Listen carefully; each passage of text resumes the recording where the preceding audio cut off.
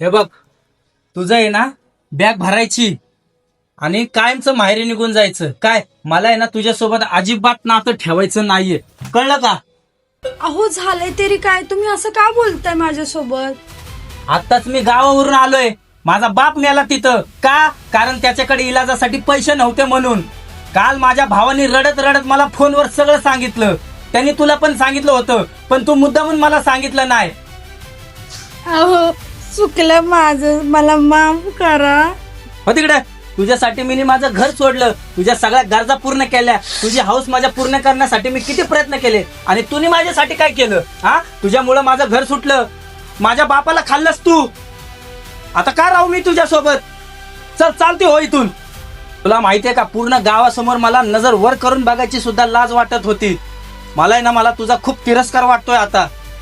ते काय नाही, आता आपण एकत्र राहू शकत नाही. तू चालती हो माझ्या घरात. नाही हो प्लीज, नाही, नाही, नाही, नाही. प्लीज मला माफ करा ना हो. प्लीज. चालती हो. तर मित्रांनो, मी माझ्या बायकोसोबत योग्य केलं की अयोग्य, तुम्हाला काय वाटतं? कमेंट मध्ये नक्की सांगा.